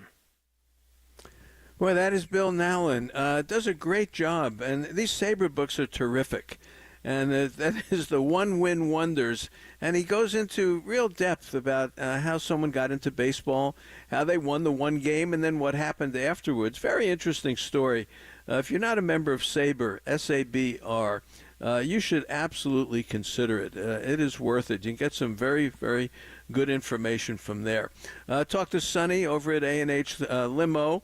It is prom season. And look, my grandson Noah is going to have Sonny on prom night for sure. And A&H Limo, we'll talk more about Sonny, but he does a great job, and thank God for him.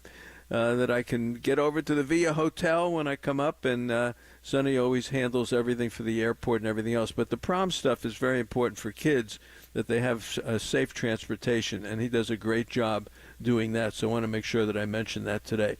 All right, coming up, Joe Sheehan writes the Best Baseball newsletter, and he's got a gaming newsletter as well where he makes picks all the time, which is very interesting. And we'll tell you who he picked today in the Giant game. So Joe Sheehan coming up right here, KNBR 680, 104.5, the sports leader.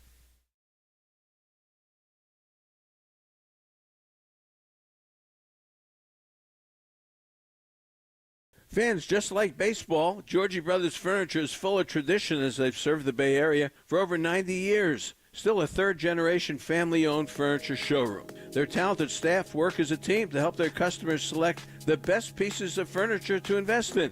The 50,000-square-foot showroom is full of over 150 wonderful manufacturers. One of the most popular furniture lines I love and own is Stressless chairs. Stressless makes all kind of high-quality furniture, including sectional sofas, love seats, single reclining chairs, as well as the classic Stressless chair and ottoman.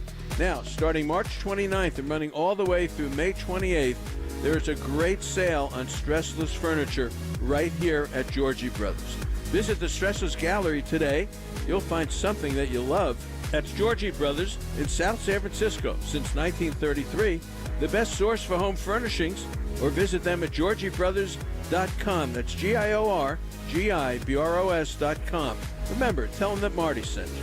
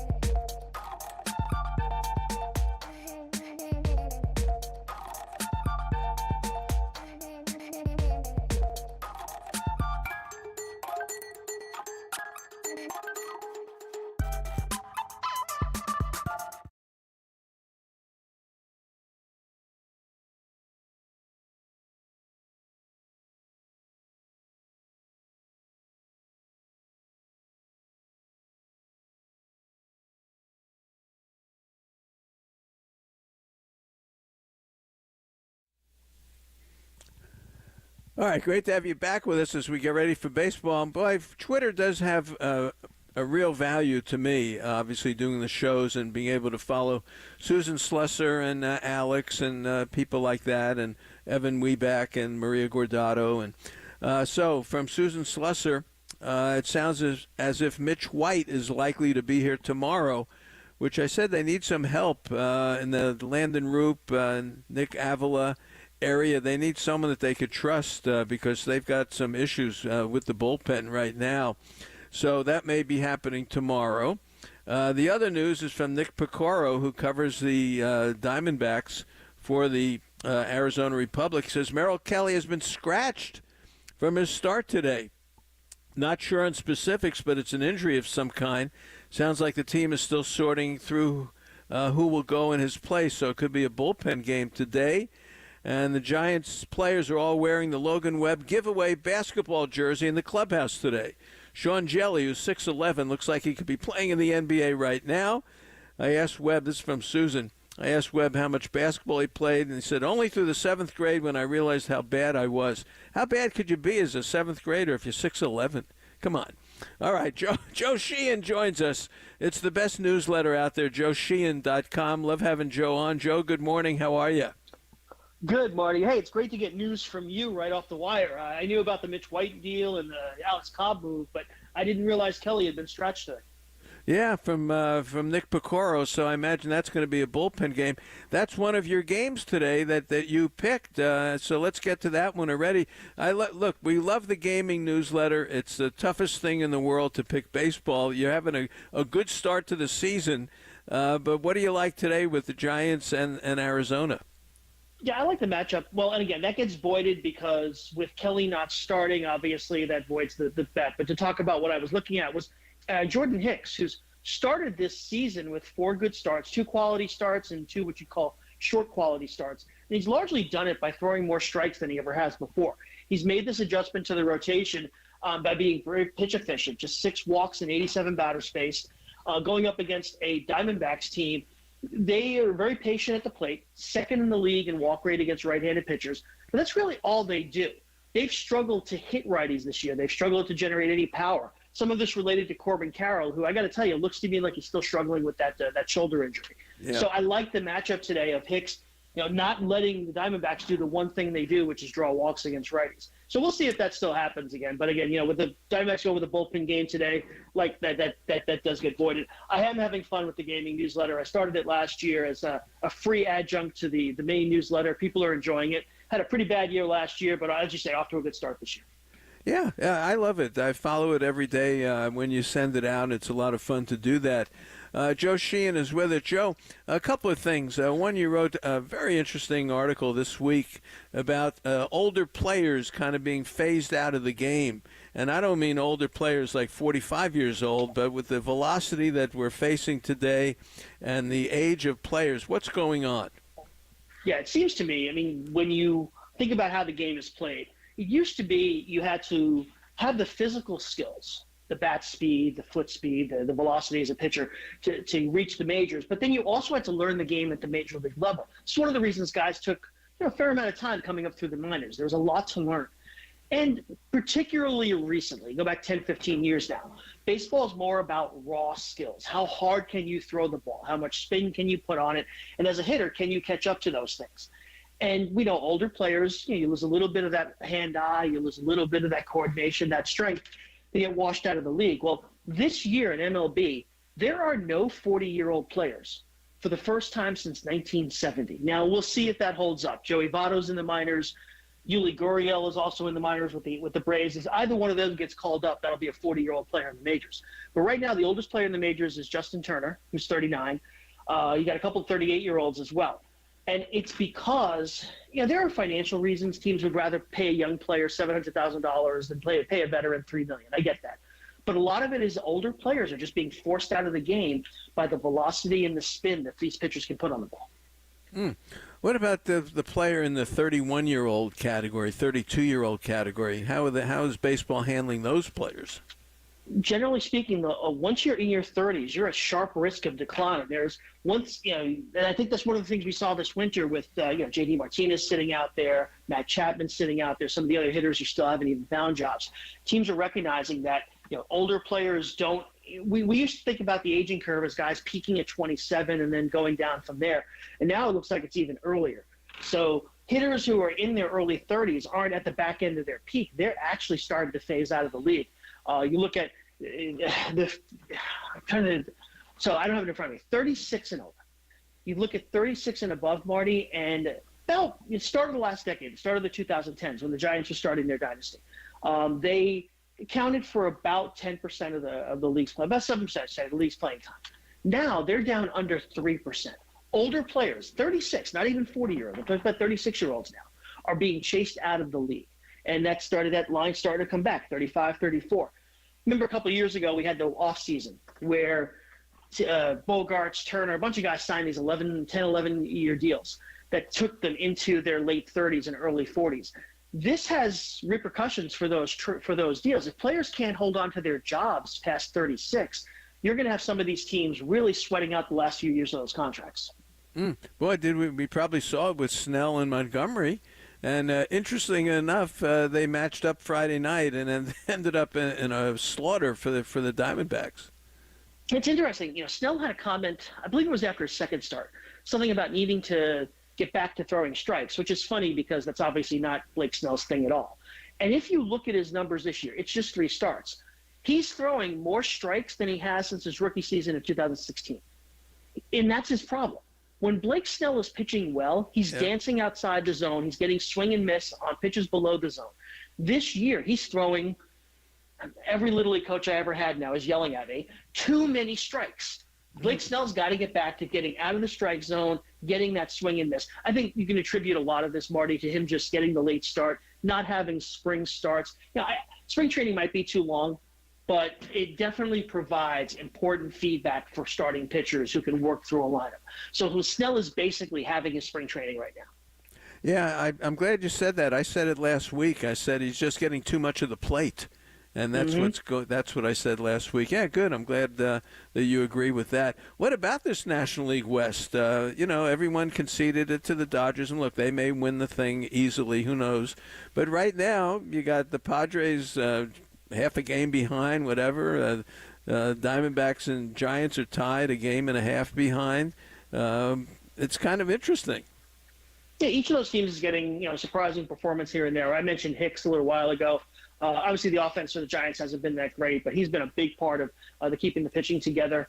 You look at the Padres. Jackson Merrill, who was a top 15 prospect coming into the season as a shortstop, was converted to center field because they've got such a crowded field and has actually played very well in the season's first few weeks. Been a real big OBP guy for them at the bottom of that lineup. That lineup at the start of the year looked like it was only going to be maybe 4 players deep, and Merrill's been a big part of giving them a decent 1 through 9. The Diamondbacks, they'll get they got Montgomery back. It's going to bolster the rotation, but you got to remember they still haven't got anything out of Eduardo Rodriguez. That was going to be a big guy for them. He's got a shoulder injury right now. We'll see when he gets back on the mound. So, I don't think any of these teams are going to challenge the Dodgers. Dodgers 12-11. They've lost some close games. They've had real issues at the bottom of the lineup. I mentioned the Padres getting good news on the bottom of their lineup. The Dodgers, Outman's not hitting. Lux isn't hitting. Max Muncy's been okay. It's basically been the 3 guys at the top carrying the entire offense. That probably won't last all year. Well, I saw the Braves record today, and I was shocked. I think it's like 14-5, 14-6, something like that. And Strider's out. Albies has got a fractured toe. Acuna has like 1 home run. How the heck are the Braves doing this? Yeah, the starting pitching's been really good for them. Charlie Morton's off to a decent start. Reynaldo Lopez, who they're the East Coast version of Jordan Hicks, been a reliever for the White Sox. Got traded a couple times last year during he went to the Guardians, the Angels, and then to the Guardians. The Braves looked at him and said, "We think you can go back to the rotation," and it's been very effective for them. So they've had 5. Strider's injury hurt, but Reynaldo Lopez pitching well has patched over that. They're going to. You mentioned the injuries. Sean Murphy also. They lost Sean Murphy in the first week of the season, and he's going to be out for another few weeks now. So Travis d'Arnaud, of course, comes out. Hits 3 homers in a game the other day. That's the Braves. They just keep it's next man up. Lee Skiorm will take some of the playing time at second base now, the former Met utility infielder. Everything went right for the Braves last year. They had incredible health. Their best players played nearly every game. Obviously, Strider had the breakout season. We'll see how they navigate some of the negative stuff that's happened, some of the injuries, some of the fall off, like Acuna, who remember, he had the knee injury in spring training, and you wonder if that's affecting the power as well. So, little less great health. I think the other thing is to watch there is the Phillies are very good. The Phillies, of course, they played the White Sox last night. Everybody looks good playing the White Sox, but this is the best Phillies team of this era for them. This you go back to 2021 for the Dombrowski era Phillies, if you will. And they could really challenge the Braves. And this could be one of those years where two teams in that division push for 100 wins. Well, it's interesting because they had Colorado before the White Sox, so that's right. Helping the Phillies right now. But Nick Castellanos, you've dubbed him the worst in baseball. How about that? I didn't dub him. That's going off his blame Fangraphs for that one. Fangraphs War has him as the worst player in baseball so far. Remember, if he doesn't hit, and he's never been a very good fielder either at third base or in right field, so that he's not carrying you that way, and he's really just so out of sorts. If you remember watching him in the playoffs last year, we just started swinging at everything. He's really struggled. He's got that Javi Baez thing working at the plate now, where he just can't lay off anything down and away. Now you would expect him to hit a little bit better, but again, if he's not hitting, 290 with 45 doubles, drawing 30, 40 walks, he's not helping you at all because of the defense. The Phillies, though, again, as long as you're winning, you can get away with that. I do wonder, though, if we're going to get to midseason, he's still got this year and next year on a 4-year free agent contract. I do wonder if they're going to try to see if they can't get some upgrade in right field, because typically corner outfield bats are one of the easiest things to find at the trade deadline. You think the Giants need it with Yastrzemski and Slater? I know it's only 40 at-bats, 50 at-bats, but can they do anything in right field? I'm okay with them as a platoon, in part because they do with what Castellanos doesn't do. They're very good defensive players. So if they can just hit, average, slightly below average, they're contributing defensively. That's also that's a tough trade to make in season, because you've got to learn. Fenway left field and Oracle Park right field are two of the toughest.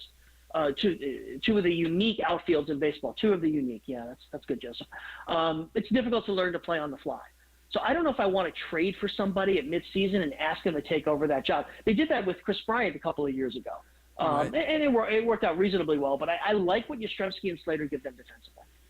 Well, how do you like the Giants overall? Now, we got the Mets coming in, then the Pirates, and the Pirates can pitch a little bit. They've got that Jones kid. You got to tell me about him. 59 pitches the other day, 50 strikes. So let's talk Giants a little bit and what's ahead for them with the Mets and Pittsburgh coming in. Yeah, I think we talked last week about this stretch, this homestand, getting the Diamondbacks, Mets, and Pirates was an opportunity for the Giants to gain some ground, and taking 2 out of 3 from the Diamondbacks so far.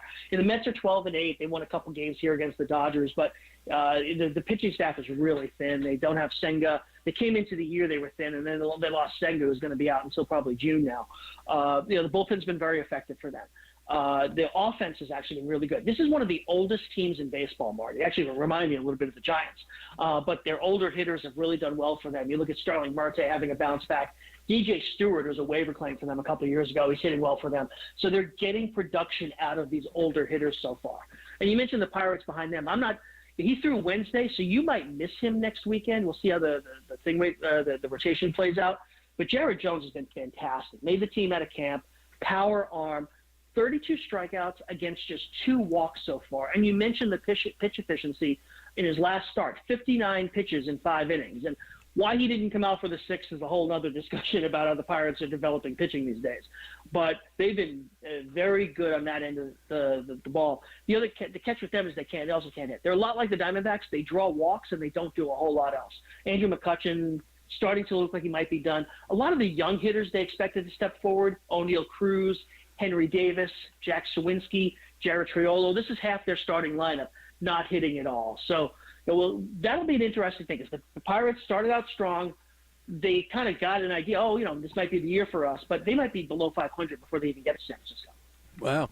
Yeah, they're starting to hit the skids. I've seen it before with the Pirates, but they come in next weekend, Friday, Saturday, Sunday, to Oracle. You're a New Yorker.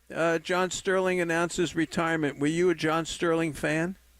Marty, I had a reader ask me too, and I not that I didn't like him, I had no opinion. He started with the Yankees in 1989, which was the year I left New York to go to California for college. I ended up staying out there for about 17 years. So I don't have the relationship with Sterling that a lot of fans who were here during that time have. And remember, this is before MLB.com, MLB Radio, where you could listen to all these guys. I respect Sterling. I think a lot of his calls are so much fun. But even as a nominal New Yorker, I just missed the John Sterling era. So I do wish him well. Obviously, there's concerns about his health, retiring in the middle of the season like this. But he brought a lot of joy to a lot of Yankee fans in a time when being a Yankee fan was a lot of fun. So I wish him well in his retirement. And last thought for you. Boy, I love having Joe on. Joe's on with us every other weekend. JoeSheehan.com, the best newsletter out there. You get this kind of information every single day. Soto. He owns New York. He's got it, man.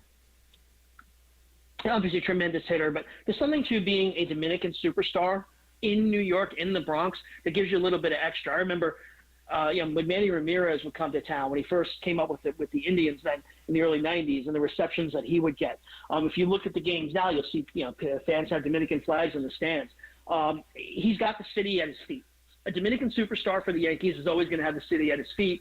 And I think the question is going to be, is this going to be the guy the Yankees open the checkbook for? Remember, they're paying Stanton.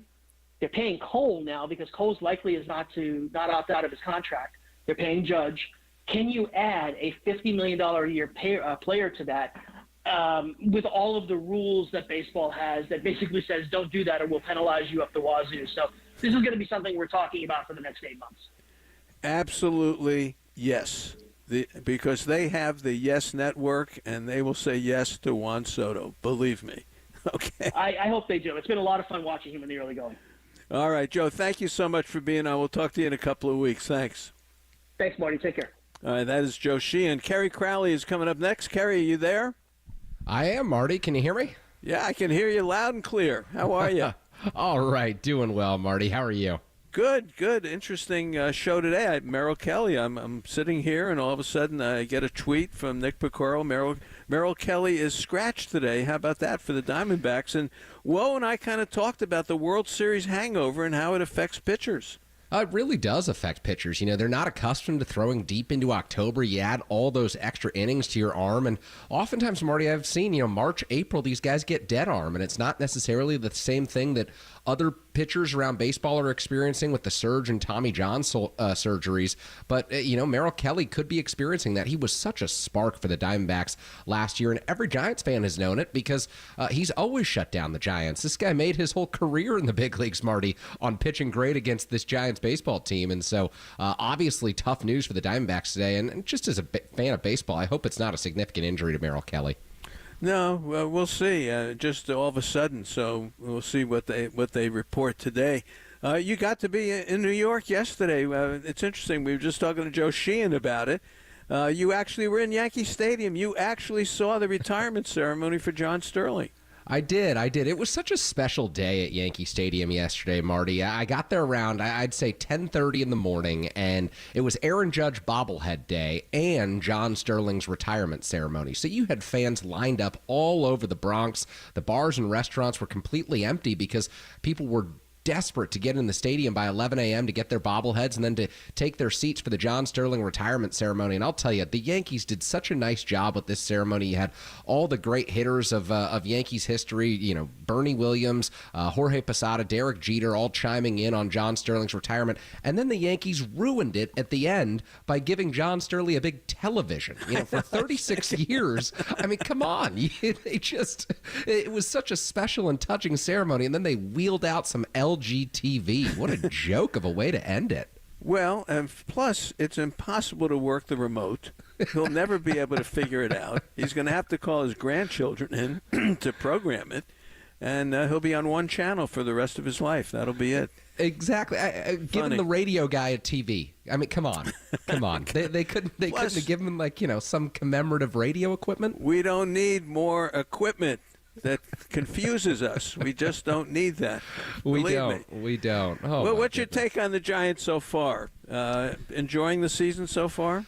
I'm certainly enjoying the season right now, Marty. And I think that what's been fun for me is to watch the different players, kind of find their role and gel and figure this out. And right now, I still feel like it's about a 500 team. And we'll see where they go. I think that, there aren't going to be prolonged losing stretches. And I'm not sure yet if they can get hot for an extended period of time, which will really be the difference in a season. But what's interesting to me is seeing someone like Jung-Hoo Lee really take hold in center field. He's got this hit streak going now. The at-bats are just really entertaining. They're compelling. He makes you want to watch this Giants team. It's an element that they lacked the last few years. He's fun. And today's starting pitcher, Marty, I'll tell you, I had low expectations for what Jordan Hicks might do out of the starting rotation. And the way that he's changed as a pitcher, where he's not maxing out and throwing 102, 103 every time he gets the ball, it's been really fun to watch. And I credit for the Giants for seeing this, because I was listening to you and Joe Sheehan talk about, Reynaldo Lopez down with the Atlanta Braves. These relief pitchers who can transition into becoming successful starters, that's a really fun story. So what do you think of Hicks? Oh, I love it. For me, just watching him in spring and every start here, I mean, he just has dynamic stuff. Righties are 4 for 42 against him. Lefties 11 for 38. So if he can command the secondary stuff, if he can command a changeup, a split, whatever it is, and get all those ground balls, because let's face it, you hit a ground ball to Chapman, you're out. I don't even look up anymore. I just write it in the book as soon as I see that he catches the ball, and Ahmed as well. So I think Hicks is terrific. The scary thing is, in his career, he's pitched 260 innings in his career. And already, he's up to, 25 innings, whatever it may be right now. So you got to protect him. That's why the Cobb injury for me is significant, because I thought he would be coming back, and then you could push Hicks back a little bit, maybe Keaton win. You'd have to juggle all that stuff. So not having Cobb is a problem for me. So they've got to be careful with Hicks. That's the point. And Will pointed out about Harrison. They pulled him out after 4 innings yesterday, 75 pitches. You don't want to run him into the ground.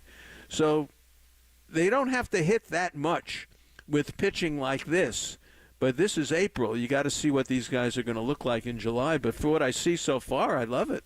Yeah, it really is just the old just score 4 mantra with this Giants team. I really do think that they're a pitching and defense team, and I'm glad you brought up the part about Matt Chapman and the stability that he's brought to the left side of the infield. Watching Chapman and Nick Ahmed every day with the gloves, it's just such a difference from, at third base, what the Giants have had, rotating guys in and out. You had Wilmer Flores and J.D. Davis, and J.D. Davis made a nice improvement last year at the hot corner, but come on, Matt Chapman's a platinum glover. It's like watching a tactician go to work every day, and it's so much fun. And so, I'm right there with you with regard to Alex Cobb as well, because I just don't know what they'll be able to get out of him. He's 36, 37 years old now, and he's dealt with a few different setbacks on his comeback from this hip surgery that he had this offseason. If he's able to go by July, I think that would be great news for the Giants. But the fact that they had to use a 60-day IL slot on Alex Cobb, to me, Marty, that's not a good sign. And I know that that's still 5 weeks away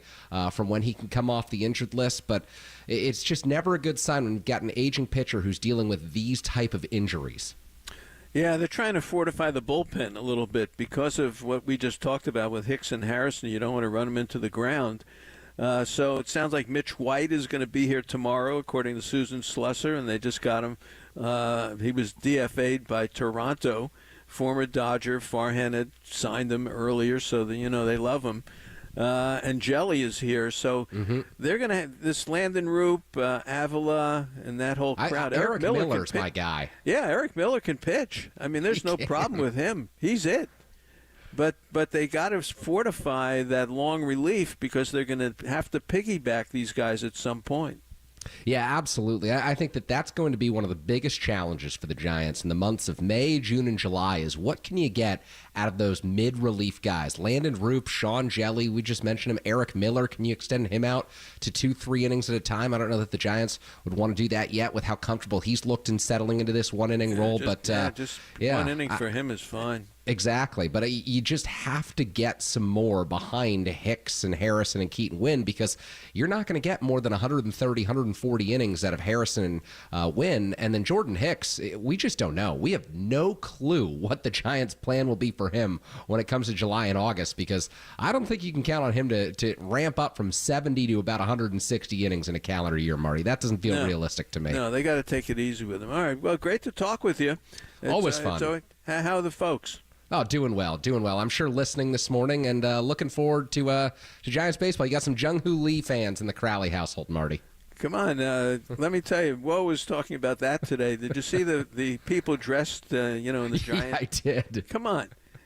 Woe said the last time we saw that was the Milkmen. Exactly. Yeah. You hope that Lee doesn't meet the same fate, huh? No. But you don't need that August surprise. No, that was. I stood there that day when it happened, and we could not believe it.